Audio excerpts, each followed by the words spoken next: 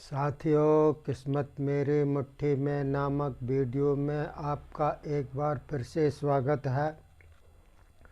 साथियों, पिछले वीडियोज़ में मैंने आपको उंगलियों के बारे में जानकारी दी थी और इन उंगलियों में जो नाखून होते हैं उनके बारे में इस वीडियो में मैं आपको बतलाता हूँ।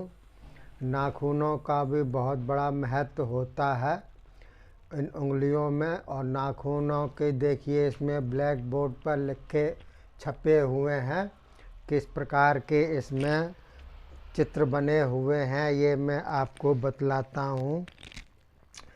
जैसे मनुष्य की शक्ति हर समय खर्च होती रहती है, चाहे वह बैठा रहे, खाना खाए या कारखाने में काम करे। वह शक्ति 3 साधनों द्वारा वापस प्राप्त होती है: भोजन से, नींद से और आराम से। भोजन उचित कैलोरीज पर लिया हुआ शरीर को शक्ति प्रदान करता है। उसी भोजन से 28 दिन बाद उसकी संपूर्ण क्रिया शुक्र बनने तक समाप्त होती है। शुक्र 7वीं धातु है।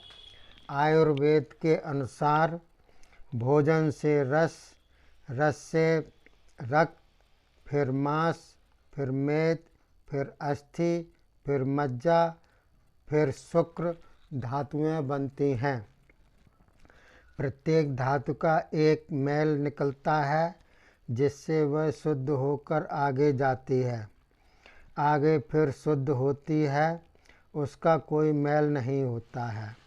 इसी क्रम में अंतिम धातु शुक्र का कोई मैल नहीं निकलता है, वह बिल्कुल शुद्ध है। नख हड्डी का ही मैल है। मेडिकल साइंस में पेशाब का परीक्षण कर रोग का इलाज किया जाता है। पेशाब शरीर से छनकर एक जगह इकट्ठा होता है। उसके परीक्षण से सारी जानकारी डॉक्टर को मिल जाती है।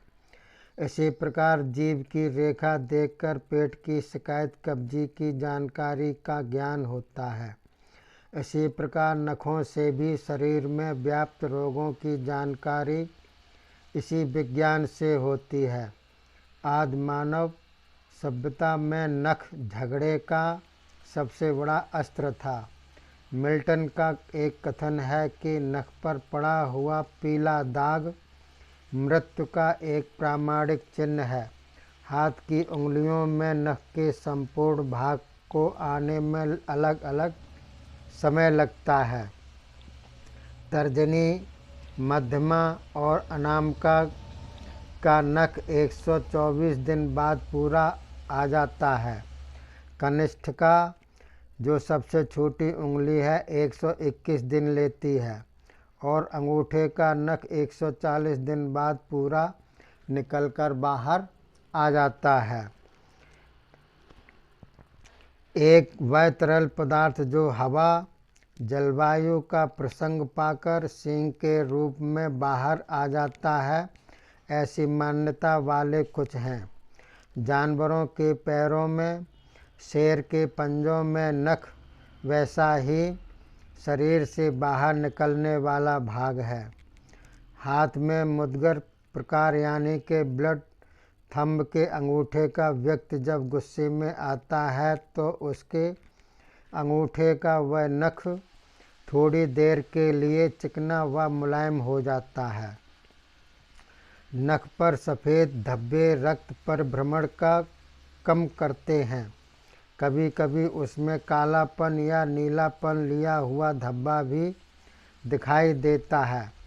इसका अर्थ होता है कोई विषैला रक्त या उसका कहीं जमाव, हैजा, चेचक, टाइफाइड, अन्य औषधि के कारण शरीर में ज़्यादा फैल गया है। नखों से विशेष तौर पर शरीर की व्याधि और कुछ अन्य रोगों के बारे में जानकारी होती है। हल्के रूप में मनुष्य की मनस्थिति का भी ज्ञान हो जाता है। सही माने में तो नखों पर प्रकट होने वाला कोई चिन्ह बनावट में अंतर, गराड़ियों का होना आदि लक्षण किसी आने वाले रोग के खतरे की अग्रिम सूचना है।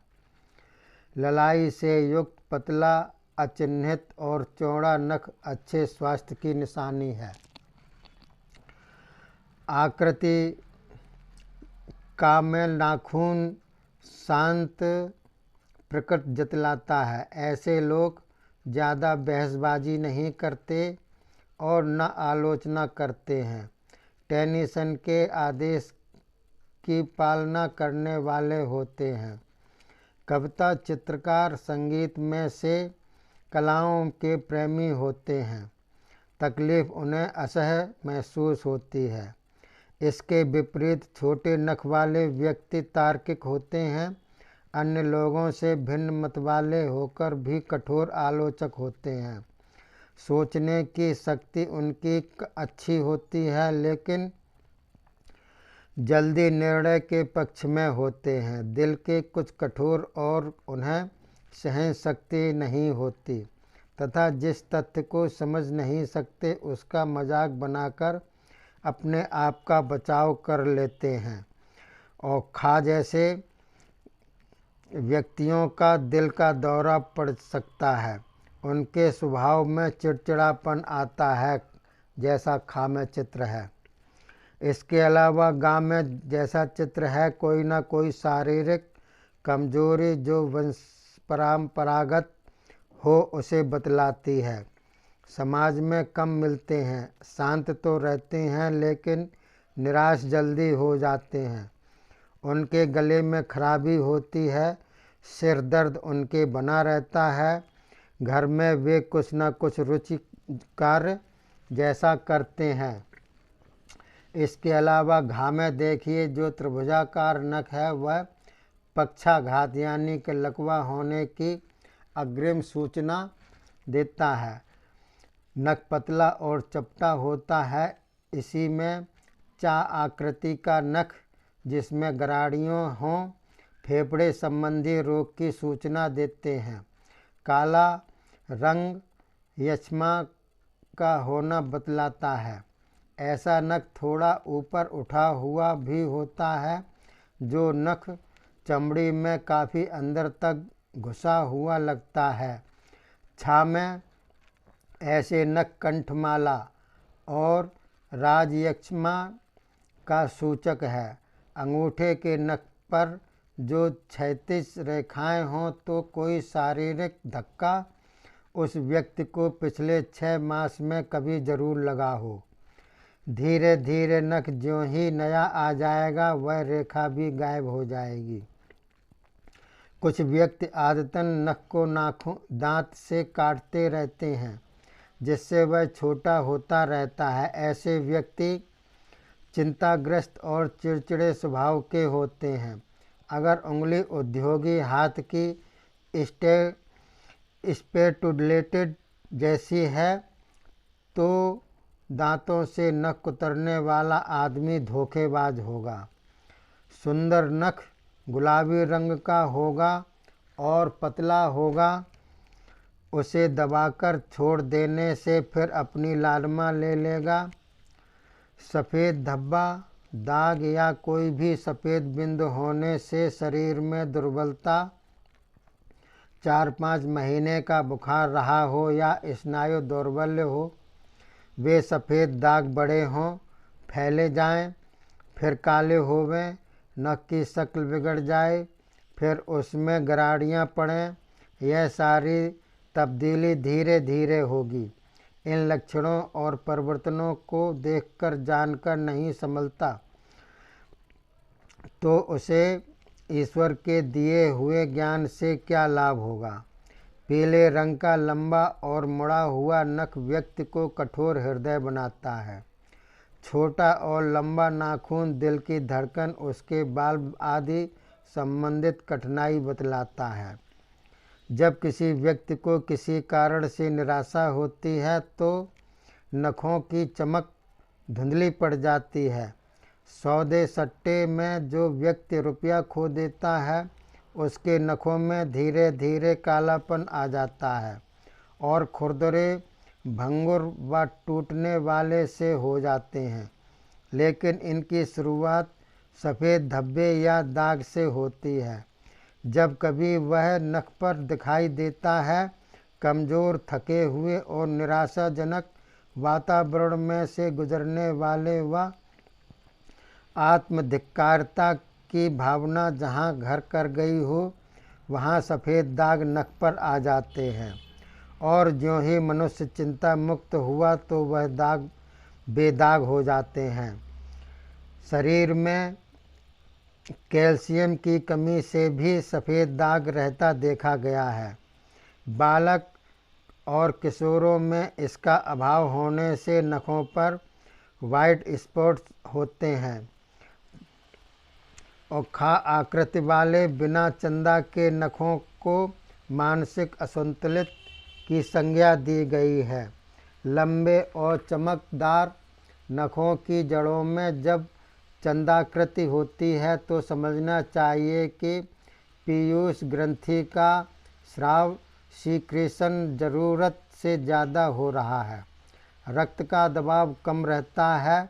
बड़ी चंद्राकृति में हृदय का कार्य ज़्यादा वजनी होता है तथा व्यक्ति थोड़ी सी बात पर न कुछ तथ्य पर अचानक ज़्यादा गर्म हो जाता है।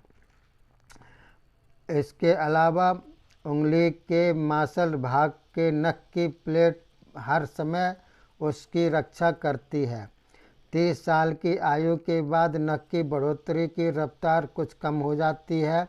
नख की जड़ में चंद सफ़ेद सा भाग जो त्वचा में संलग्न होता है। लंबे नखों की बढ़ोतरी अन्य हर प्रकार के नखों से ज़्यादा होती है।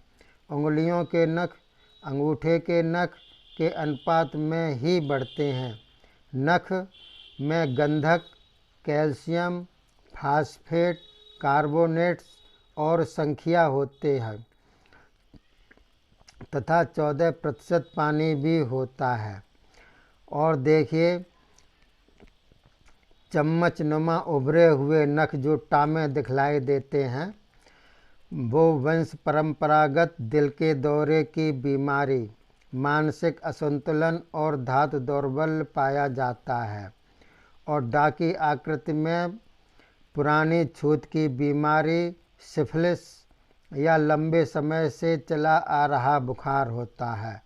ठाकी आकृति में पा स्थान पर एक गड्ढा और होने से डेंगू बुखार, दीर्घकालीन आंतरिक पीड़ा, किसी अंग का टूटकर लंबे समय की बीमारी का संकेत देता है। हाथ में भी यत्र तत्र संकेत मिलते हैं। इसके अलावा देखिए, डा के अनुसार नख में रहने से दांतों की खराबी और गठिया आम बात के रोग की सूचना व जानकारी देती है। जब तक नख में यह स्थिति रहती है तब तक व्यक्ति गठिया से पीड़ित रहता है। चौकोर और छोटा नख सामान्य कमजोरी का सूचक है। त्रिभुजाकार नख के बारे में विभिन्न राय हैं, जो गला, लकवा और श्वास प्रश्वास से संबंधित है। जहाँ तक धब्बों का संबंध है, सफ़ेद धब्बा खून की कमी के कारण पैदा होता है। अंगूठे पर ज़्यादा सफ़ेद धब्बा समाज द्वारा प्रतिष्ठित प्राप्ति का संकेत है। किसी भी नख पर काला या नीला धब्बा अशुभ माना गया है। पीले धब्बे के प्रकट होने से सावधानी न बरती जाए तो मौत का कारण बन जाते हैं। अंगुलियों में चंद्राकृति न होकर अंगुष्ठ में अकेले में कभी कभी पाई जाती है। यह ध्यान रखा जाए कि बड़े चंद्र ग्रंथि के दोषपूर्ण क्रिया का द्योतक होता है थायराइड का। नख अलग अलग आकृति के हों, किसी में चांद हो या कहीं जड़ों में चंद्राकृति न हो, तो ऐसी सूरत में स्वास्थ्य में कहीं न कहीं कोई खराबी जरूर होती है तथा व्यक्ति सनकी होता है। तथा अंदर से कोई न कोई कारण से दुखी होता है। सामान्य तौर पर संसार में जलवायु, व्यक्तिगत स्वास्थ्य और परिवेश के आधार पर ही चंद्राकृत और सफ़ेद चिन्ह पाए जाते हैं। सफ़ेद धब्बे अस्थायी होते हैं। किसी एलर्जी के कारण या अनुपयुक्त वातावरण में व्यक्ति पल रहा है, उसके कारण तथा कोई विचारणीय बिंदु उस व्यक्ति के अचेतन मन में घुसा हुआ है जिसे वह किसी को बतला नहीं रहा है, उस स्थिति में होता है। स्थान परिवर्तन से चिंता मुक्त होने के चिन्ह गायब हो जाते हैं। गहरे लाल व उभरे हुए नखों पर सफ़ेद चिन्ह गठिया रोग की गंभीर चेतावनी बतलाता है। तो देखिए साथियों, मैंने इस प्रकार से इस जो ब्लैक बोर्ड पर लिखे हुए हैं समूचे उंगलियों के जो चित्र बने हुए हैं, उसके अनुसार मैंने आपको पूर्ण विवेचन किया है। आशा है आपकी समझ में ये आ गया होगा। आगे मैं और भी आपको बतलाऊंगा। तब तक के लिए जय हिंद, जय भारत।